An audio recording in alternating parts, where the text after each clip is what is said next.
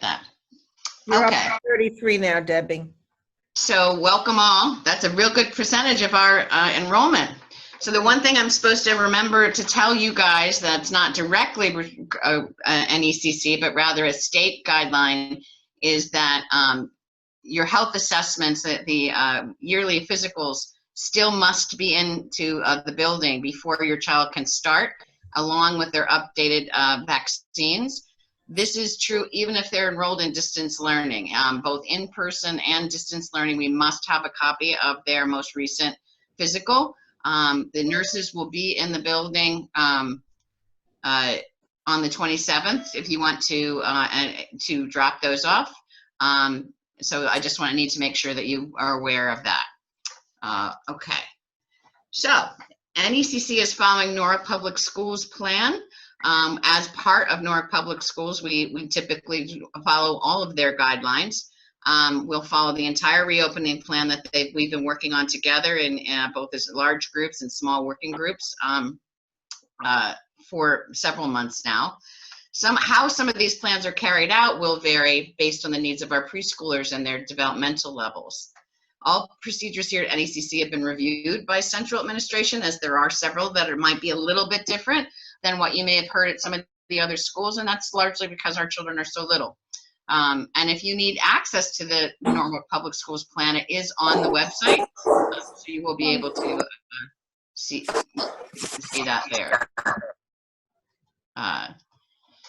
Key components of our safe reopening, the most important plan obviously is to make sure that our students are safe. The health and safety overrides everything else. I wonder if there's a way that, Josh, you can monitor and make sure everybody gets in on this, having been trapped in a waiting room on a Zoom call once, I'm very sensitive to that. The three areas that are essential are making sure that we create a safe learning environment for our youngest children. And safe to me also means their emotional health and their developmental health. It's not just about the safety, although that is what we're focused on right this minute, but we want to make sure that those other areas are also important. And we also need to mitigate COVID-19 spread if there were an outbreak in the building. And then we want to respond to potential cases. So a lot of this will cover all of these things in the midst of that. Okay. Areas that we needed to consider, and I'll go through all of these. Safety protocols, which talk in mass. 3 people have entered, and admit them all. Can we just admit everybody at this point? Yeah, because you're the host, I can't see who's waiting. I'm sorry. Can't we both be the host? Isn't there some kind of sharing? You can make Jocelyn co-host so that you're not interrupted. Oh, see that? How do I do that? Wait, let's see. It's at the top here. If you go into participants. Look at that. And you hit Jocelyn and you tell her, you say make her co-host. It just says make host. So if I do that. Okay, let her do that. That's fine. You're already sharing. If you want to change. Oh, so it doesn't matter. All right, we'll see if that happens. Yeah, it's showing me now who's in the waiting. Thank you. Oh, good. Thank you. And Josh, can you please record? I need to make sure we're recording. You're recording, Debbie. Okay, perfect. Sorry, everyone. Again, we're all learning these things at different levels. So back to the presentation. We will talk about masks, because I know that if I had to pick something that I've got the most questions on, that would be it. So we will cover that, as well as classroom cohorts, arrival and dismissal, recess, snacks and lunch, how our students will transition in the building and move around the building, the classroom design for social distancing, especially in a preschool, and classroom design where materials are concerned. And then we'll also talk for our students that receive special education services, how that will be delivered, and then how the health monitoring will go on. So those are the things that we'll cover in this, and then there will be some time for questions. Mass, I decided that I know often when I'm at a presentation, the thing I want to know most is always at the end of the presentation, so I'm starting with the things that I've gotten most questions about. So Norwalk Public Schools does have a protocol that calls for all students and staff to wear masks. At NECC, we'll be encouraging all our students to wear a mask. And I need to say that in our extended school year services this summer, we had almost no issues with any of the children. They seemed to, as they walked in and saw all their friends wearing masks, it became part of the socialness of the classroom to do this. This not only protects them, but their peers and the staff in the building. This is an important safety and social skill in these times. If you need to take your children out in the community, you'll see, as we're all aware, that this is the new skill that one needs to learn. If children are not just learning to tolerate, here I just need to move this over so I can see my slide a little better. I'm asked that teachers and staff will use this as a learning opportunity to encourage development of this skill. And I want you to know that none of the children, if they're having issues with masks, it's not like the teachers are going to force it onto them or discipline them or in any way. It's a thing that we would only use to encourage them and reinforce them and to build up social skills. It'll be a big piece of the curriculum, using social stories and games to encourage these behaviors. No student will be barred from attendance if they do not wear a mask, but we ask all families to encourage and practice mask wearing for the safety of our whole community and all of our staff. This protocol will be updated as guidelines from the state and CDC change. We're committed to following the state and CDC guidelines as a district. And as you're all very aware, these things are almost constantly in flux, sometimes hour by hour, minute by minute. So as it changes, we will of course let you know.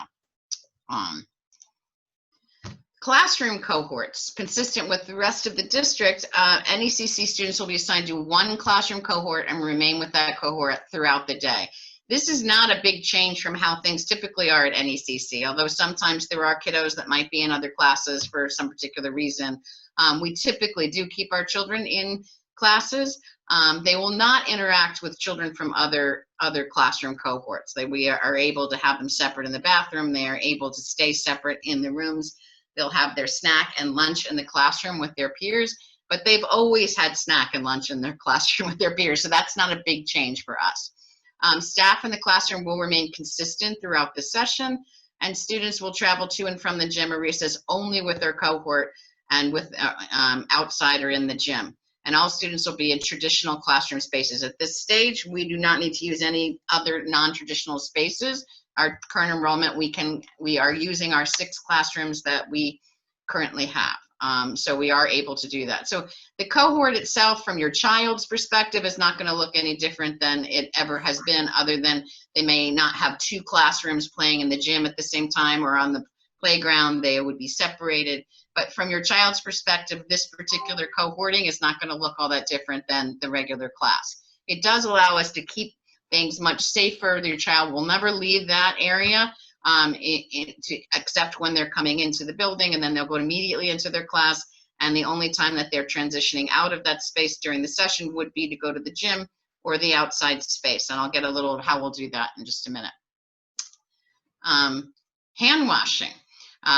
Again, this is something that we always are working on at NECC. 20-second hand washing and singing, or now we're going to be humming songs, or little timers, is a regular part of NECC. It's a huge part, as all of you know, of preschool. So everybody else caught up with us, because we've always known it's 20 seconds you're supposed to be washing your hands. Signs with proper hand washing steps with pictures are posted in all the classrooms. Hand washing will be encouraged throughout the day, but will be required at all of these times. And I'll note again that with one exception, they were always required in preschool. Immediately upon arrival at school, your child will come in, they'll put their bags away, their bag or their materials away, and they will immediately go wash their hands after using the bathroom, before and after any shared center materials, before snack, and before lunch, if for those students that stay all day, after recess for both indoor and outdoor recess, and whenever a child comes in contact with their mouth or nose for any reason, and before dismissal at the end of the session. And I'd add at any other time that they needed to wash their hands if they got something on their hands, or so it will be a big piece. But again, it's always been a big piece of preschool. Arrival and dismissal times. There's one slight change, and this is another one that is district-wide. All programs of Norwalk Public Schools will be ending 15 minutes earlier this year. to allow for some increase in PD time for staff once a week. We're also encouraging staggered arrival and dismissal time to prevent crowding at the entrance. I've listed here, these are our typical times, 8:45 to 9 for the half-day program. Dismissal time is anywhere from 11:30 to 11:45. Arrival time in the afternoon from 12:15 to 12:30. Dismissal for the half-day changes from 3:15 to 3 o'clock, but early pickups can start as early as 2:45. And then the full day classes will remain 9 to 9:15, and the dismissal for the full day from 2:45 to 3. And there, we are going to continue with our valet parking. We're going to make a couple of changes to it. As those of you that have ever been to NECC or returning students know that we have a valet drop-off system at NECC in the morning and at lunchtime. Typically, the one thing, you line up here by the front entrance and we have staff that come out and greet your child and get them out of the car and bring them up. The only difference we're going to do with this is that we're going to ask that when a staff person approaches your car, that you unbuckle your child from their car seat and lift them out of the car, have them climb out so that the staff aren't having to physically contact. And then they'll walk the child to the door using as little contact and socially distance as possible. We have all kinds of things from hula hoops to pool noodles to help the children learn to do this. And we also have a security guard that will be monitoring the traffic. We are asking that parents not park and walk their children into the doors, as this will make social distancing very difficult. And you will not be able to come inside the building. You'll be stopped at the door. So we're going to ask that unless there's some real reason that you do use the valet line. When the staff person arrives, okay, I told you that. Parents will hand the completed health screening form, which I'll get to in a minute, to the staff person that's taking your child. If you don't have a form, one will be given to you, and we'll ask that you'll pull into a parking spot and fill it out and hand it to a staff person. And then we said, so I covered that. The buses. The district is strongly encouraging parents to consider dropping off children rather than using bus transportation. But we do have students that have that as they're entitled to transportation, and we can provide it. For those students who are arriving by bus, the buses will drop off at the back entrance at 9 or 12:30, depending on the session. The security guard will check in each bus, and the bus para, along with additional staff helpers, will escort the children, reminding them to maintain social distance and assisting them in reaching their classrooms, where a staff person will greet them at the door. We will do this a little slower, a little bit, allowing only one bus to unload at a time to make sure that we're not crowding the back hallway. And then when we get to dismissal, parents will, and by the way, we will have this presentation available afterwards, either by email or on our website, and the district will have them. So you don't need to memorize all of this information. You will all get it. Parents will sign out their children at the front entrance and then wait in a socially distanced line outside the building for their child to be called. We'll put some markings out there so that you can, go down the ramp. The child will be escorted to them by staff. To ensure that we don't have a large crowd at the front door, you will not be able to speak to the teachers about their day at dismissal, and I know that's very difficult. It's difficult for us and for the staff. We enjoy having that communication. It is important. Please let us know or let your teacher know if you need to talk to them via phone or email or speak to them. We want to make sure they can do that. We just can't have it gathering when we're trying to have all these children dismissed at the same time. And as I said, you can pick up 10 to 15 minutes earlier to ease the crowding. And we ask for your patience the first week or so as we sort out the slight differences to our procedures here.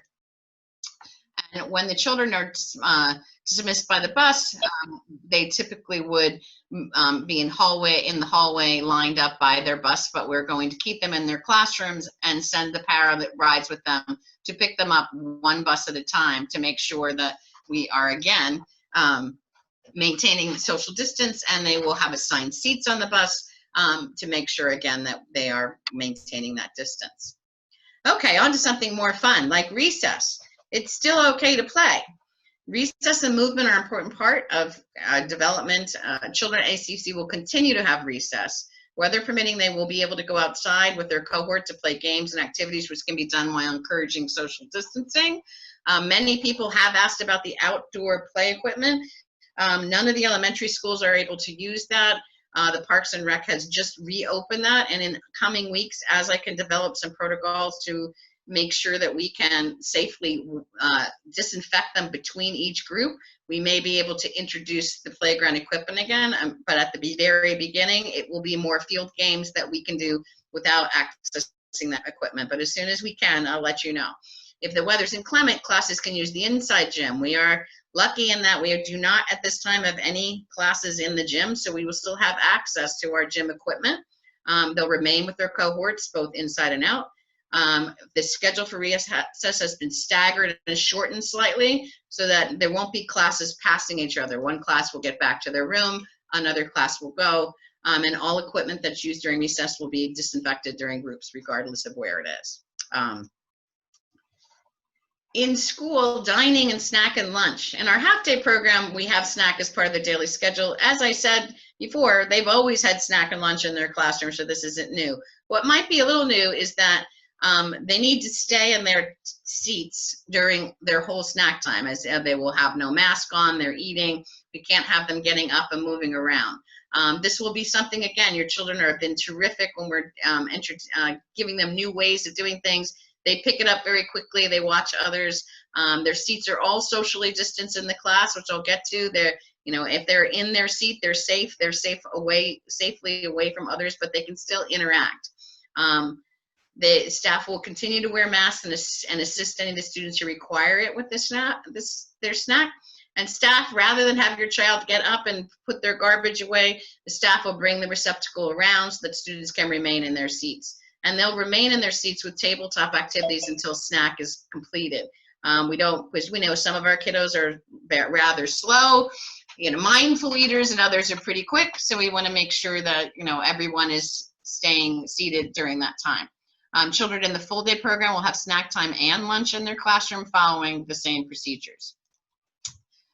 Transition and movement is a little bit less of an issue at NECC because we're a relatively small building with not a lot of transitions, so we don't have a lot of passing in the hallway. To ensure social distancing, I said we have adjusted our schedule for indoor and outdoor recess to limit how much time anyone might be passing other groups of children. And children will wait in their classrooms at dismissal. And as we bring them into the building, we will be monitoring to make sure not too many children are going down the hallway at one time so that we keep the hallways clear. But otherwise, they really won't be in the hallways too much, so that's not as much of an issue. So some of the classroom design, which has been a little bit challenging for preschool, but I'm pleased to say that we are finding some creative ways to still make it developmentally appropriate. Because we're being guided not only by our public school protocols, but by the Office of Early Childhood, who have given us some good feedback on how to do this. We are setting up our classes right now based on both these guidelines, can have no more than 14 children in the physical space. All of our classes right now have far fewer than that to start the year. The students' tables and desks have been placed to allow for 6 feet of space between all students. And the seating's a combination. There aren't little desks. There are little tables with either 2 students at them or 1 student.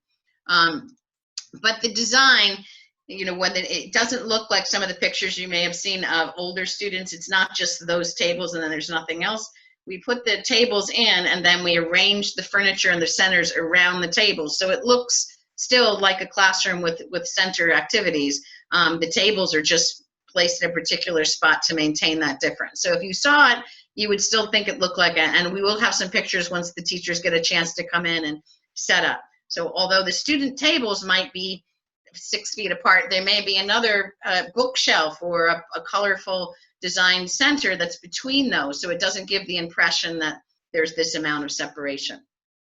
They'll still be free to move around the classroom and participate in centers while being monitored by staff for social distancing. So if they're working in a center, we will limit that center to as many students that can be there safely, maintaining social distance, but they'll still be able to do it. And our centers, we have removed all non-porous materials. So think anything that's fabric, anything that's porous, such as wooden blocks. We have replaced many of those with washable materials. We're going to avoid sand in the sand table and have washable sensory things that can be changed. And all other materials that can't be properly disinfected have been removed. Okay, I said that already. Our teachers are working creatively. I've been meeting and talking to them to develop lessons and centers that allow for social distancing while keeping people safe. Let me see if this, okay, materials. The children, we've ordered materials so that they can have their own materials for items that they're frequently using, such as, you know, and this will be their bins. They'll have bins with their names. This includes pencils and crayons and whiteboards and dry erase markers. Even our curriculum material for our Learning Without Tears curriculum, they'll all have their own sticks to make their letters, paints, glues, art supplies, any of the items that we could order, we did. The children will be allowed to work with shared non-porous materials in center areas. These are items that can be safely disinfected after each use. This could include plastic blocks, building materials, dramatic play materials such as pretend food, books, and sensory materials. So if your two children are playing with those materials, there'll only be a certain amount of that, then the teacher will remove that and put it up on a designated area to be disinfected before anyone else would use it in another session. So that's how we will address that. So there will be some limited ability to share materials. It should be before center time, children will again wash their hands, and then they'll wash their hands again after center time.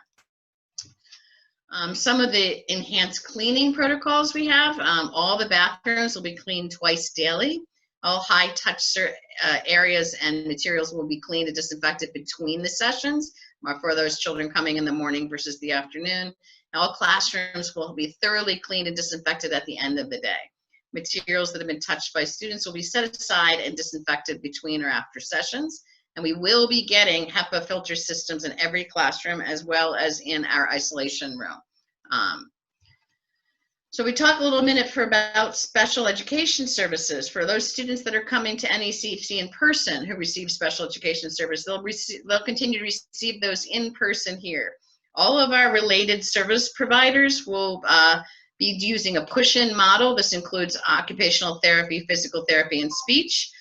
They will be delivered in the classroom in a designated area using dividers of furniture so that to limit distractions.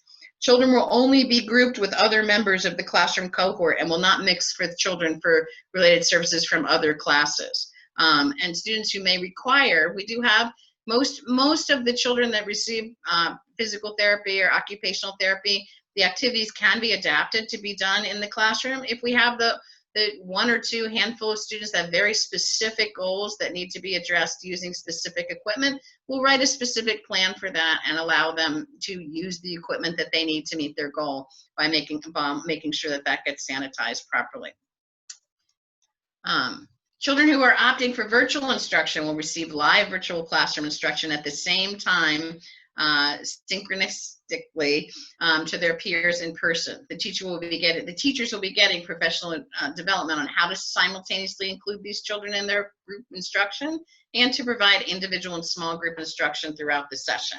This can include center times. All of the children that have virtual instructions will get the same individual materials that these children at school have, so that they can, when the teacher can say, take out your Learning Without Tears sticks, they can do that.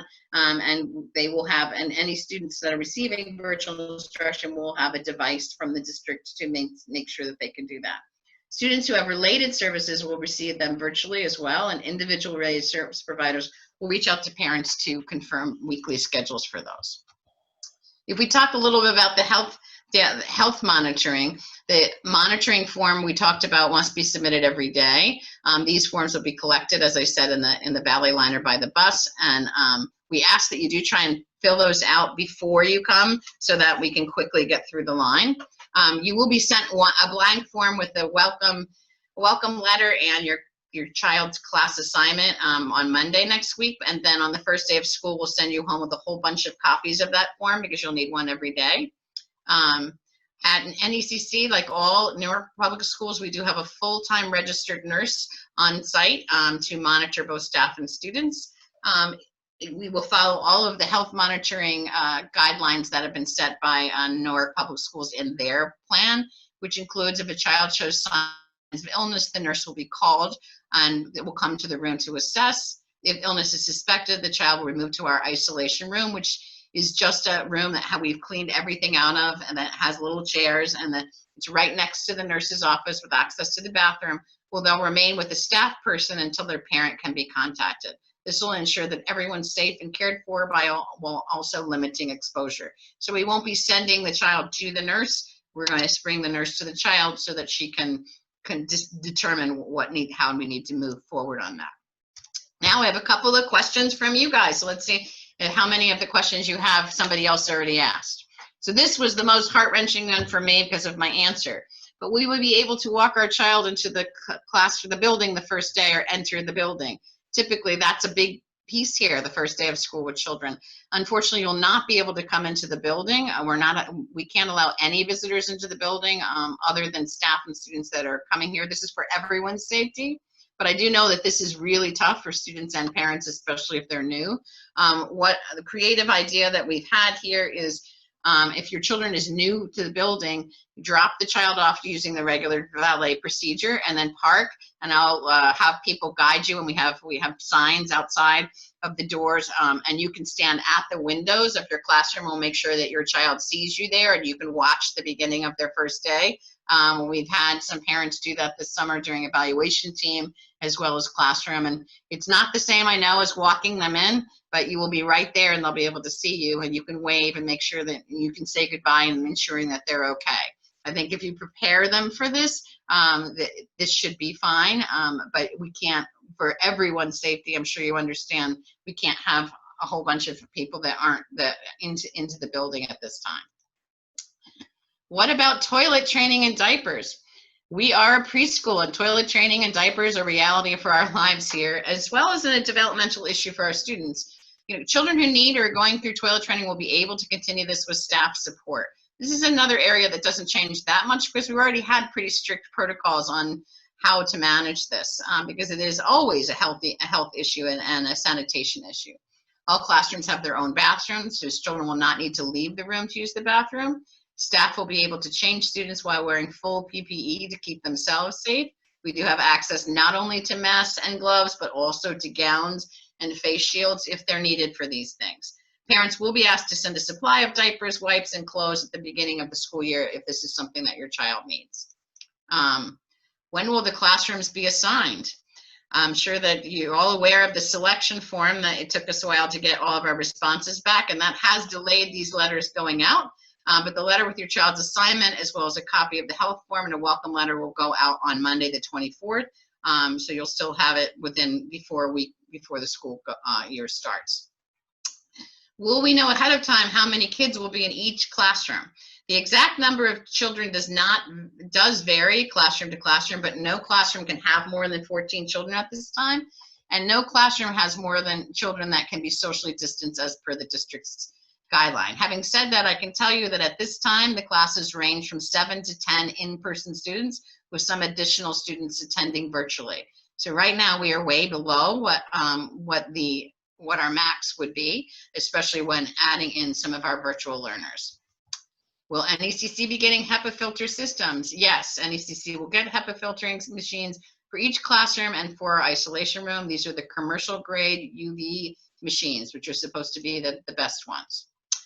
How will social distancing be enforced? I brought this up at the beginning, but I also want to make sure that you guys get that we know your children are 3- and 4-year-old children, and we're not going to be, their social development and well-being is just as important. So social distancing will be part of the daily curriculum and taught through instructional lessons, social stories, positive reinforcement, as well as creative prompting. No one's going to be running over and saying, wait, get away, or stop, or any of these things. That's not how to do it. We want them, it should be natural. We don't want them to be corrected or in any way made to feel bad. This is a learning opportunity that will be handled in developmentally appropriate, compassionate ways only. And I know the teaching staff is very creative, and over the summer we were able to do this very successfully. So we will be enforcing it, but it's not like the social distance police. So I just want to make sure that you get that we are early childhood educators first, and this has created a tremendous challenge for us, but we will continue to be early childhood educators. If parent opts for virtual, will they need to continue paying? Children whose parents choose virtual instruction, who are tuition paying students, will continue to have to pay. We're working to ensure that the virtual experience will be enrich will be rich, and compared with the in-person, children who are in virtual instruction will receive all the same materials that the in-person students have, as well as a device to ensure access. Parents who withdraw from NECC totally will not be responsible to continue paying after withdrawal. Will opting out affect how a student starts in the 21-22 school year, where they have to start in preschool again? Children who will enroll in the appropriate grade based on their chronological age of the time enrollment, just like they do at any other time. Some people opt to keep their children out a year, others, but basically, I put it here, if your child is younger than 5 as of December 31st of that year, then they can attend pre-K. If they were B5 on or before that date, they'll be eligible for kindergarten. Whether you opted them in or out won't make a difference of that. It really is an age thing. Can we rejoin later in the year if we withdraw? As long as we have space in the building, you are always welcome to rejoin. How will social distancing be enforced if class sizes can potentially max out at 14? So central administration has been working with me to monitor our enrollment, and we'll continue to do that month per month, because as many of you know, our class sizes vary because of incoming students. So we will continue to monitor that on a month-to-month basis. But because of some of our students are opting for virtual instruction, we have additional classroom space. So we could have more students than 14 if some of them were virtual. But this isn't something I anticipate being an issue for quite some time, and we'll keep you guys all informed if ever it were. Has anyone tested positive at NECC, and if so, what are the procedures? To our knowledge, no one has tested positive so far at NECC, and we did have a summer program here. If we did have a positive test, there's a district protocol which will be put in place, will be found on the district's opening plan, which is on the website. We have a full-time RN on site who can monitor any illness and is fully trained to put the protocols in place. And all protocols are based on the CDC guidelines, based on whether it be 14 days or 10 days, depending on the individual case. And there is a plan on the district's website on their plan where it talks about who gets informed, and you would be informed if your child had been exposed. What if the school shuts down? If the school is shut down to an outbreak or state mandate, then we would be fully prepared to quickly move into distance learning, much more quickly than we did the last time, because we've all learned from that. All students will have access to a device. Every student enrolled will have access to their individual devices to ensure they continue their learning.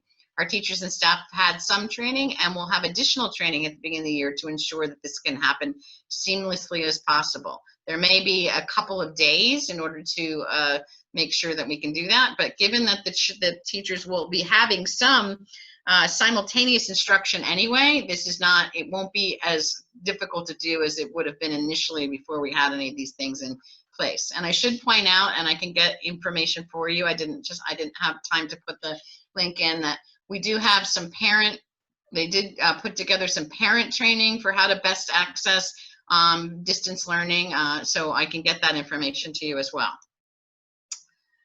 Okay, we have not run out of time, so now I can get other questions. So I'm gonna take this off. I'm gonna stop share.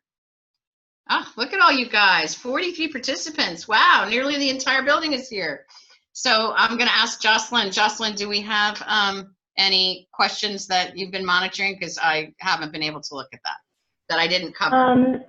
Well, no, I'm saying everyone seems to have had their answers that they need, but I'm not sure if anyone wants to jump in right now and just ask some questions that happened during the meeting. Oh, I see. When is the first day? The first day for students, for all students at NECC, is September 1st. Should child bring their own snack and lunches? Yes, they should bring their own snack and lunches unless they request. We do have some children that get lunches through the district, and that will continue, and that will be, all prepackaged. But yes, they can bring their own. Because see, now I can watch. Any thoughts on how virtual students can participate in recess? Let me think on that. I'll have to think about that one. I think that we're looking at, that being a time for them to get away from the virtual instruction and be able to just take a break from it. When will the HEPA filters be in place? My understanding was that they're due into the district next week. So I am hopeful that they will be here before our first day. Mail package to Paris, like what kind of equipment? So if your child, wow, you guys are going really fast now. We have a virtual instruction. You're not going to get the mail packages like we had in last year. We're making up, and I have just not, as you can imagine, all school districts everywhere are trying to order a lot of the same things. So we're waiting for some of the things that we've ordered over the last couple of months to get to come in, and then we're putting together actual bins of materials, and then you'll have, and once those are in, which I expect hopefully by the first day of school, it might be a couple of extra days, we'll have times that you can stop by. This is how we did it.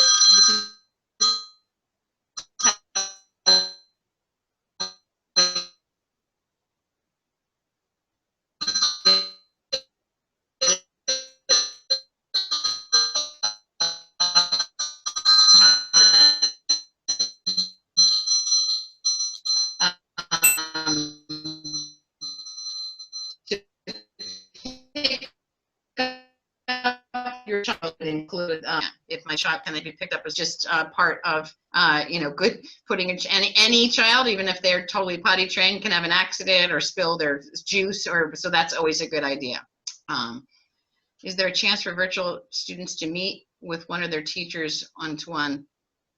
I can check with that. I mean, virtually, you mean maybe we can arrange some kind of meet and greet. If you mean virtually, I think that we could probably arrange that. That's a good idea. I don't think I would worry about the person that Paige and David. I wouldn't worry. I'm sure that we will have spots in our peer models at that point. Okay, a lot of the group went by. Joss, did you see whether there were questions, because they were going rapid speed? So I think we have one new one. I think you just addressed that. Is it possible to meet and greet prior to the tour date? You know what? I'm going to have to get back to you on the meet and greet. There might be it would be an opportunity for a virtual meet and greet. I don't see us being able to accommodate, because we're not allowed to have any visitors at all in the buildings, even other staff from other buildings, or children of staff. But we might be able to arrange something. I'll speak with my staff on those, because typically, those of you that have been here before, returners, you can stop by before the first day of school, but maybe we can see if they can set up like a Zoom meeting for a few minutes so that you can be in the classroom and say hello and have them show you around. Let me see if we can maybe arrange something like that. Debbie, Tracy is asking, if my child is in the afternoon program, can they be picked up as early as 2:30, wondering due to changing pickup times at Sidney Elementary School? Yes, that is not, and yes, the children can have mass breaks. They will have mass breaks during their snack time. And then we'll have an area of the room where if they need to have an additional break, then we will arrange that to be possible.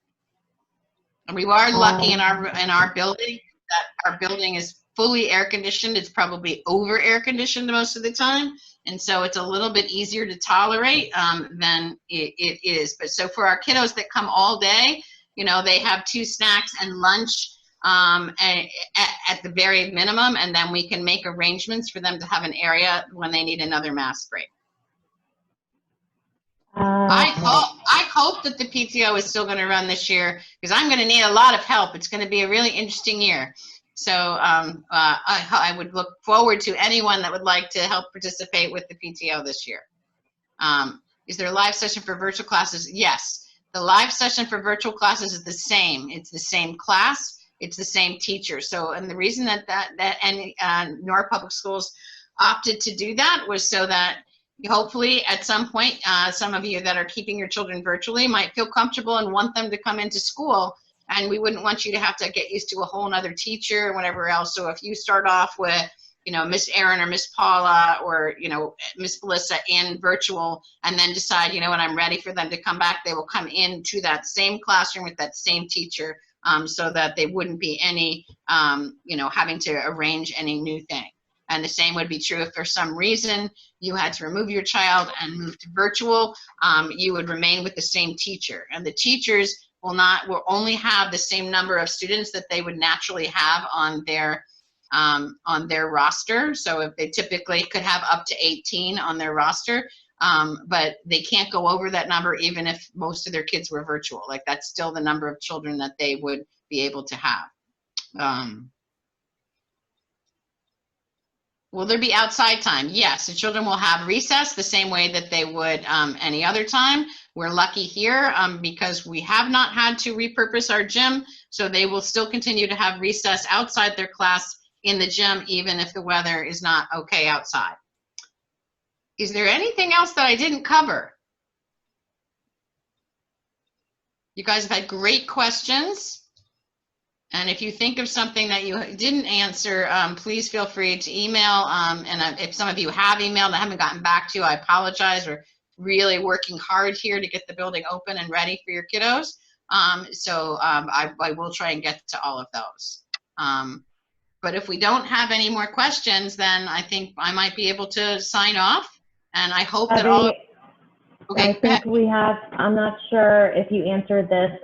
Tommy asked, we opt for virtual. Are we to get some kind of mail or package to prepare us? Like, what kind of equipment we need, i.e. tablet, any apps they need to install, etc. Or will it just Zoom? I did answer, but I'll just reiterate that similarly to how we did it for summer students that were doing that, once we have your child will get a bin of materials that also has a tablet or Chromebook that has had everything loaded on it that your child would need. And then we will arrange for pickup times, like, between the hours of this hour and this time, you can stop by the building and you will get that whole box of materials for your child. And then I would think that during the school year, if we needed to continue in virtual, that we would have other days and say we have new materials and arrange for pickup for that. But it would be a pickup at the school. I don't know when school is open. Excuse me? I'm sorry. Oh, they heard me. I still don't know when the school is open. I'm sorry. Okay.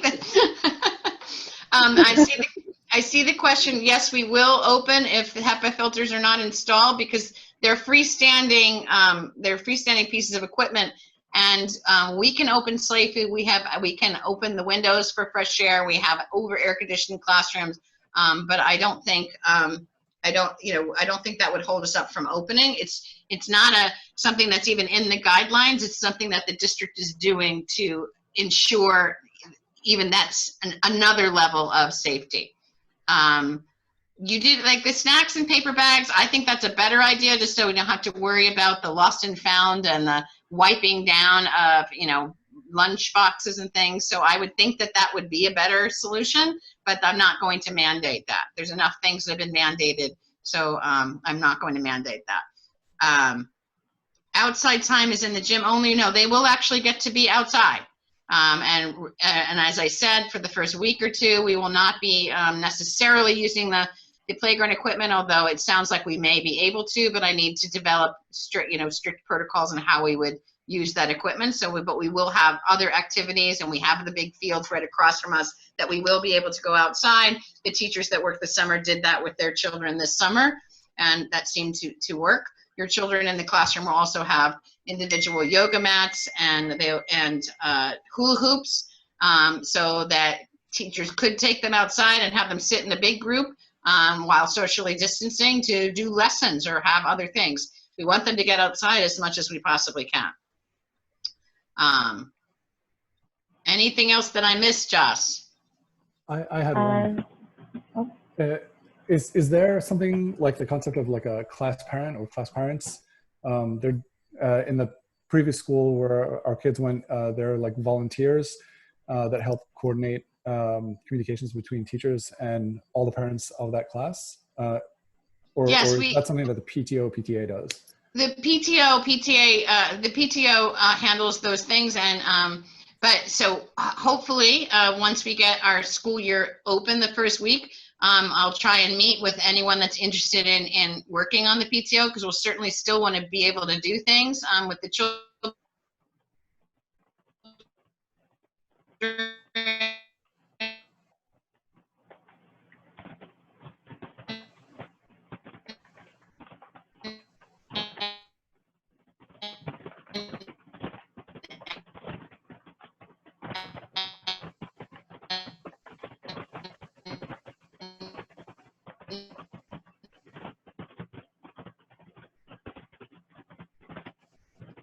Pleasant evening, and we look forward to seeing you guys on September 1st.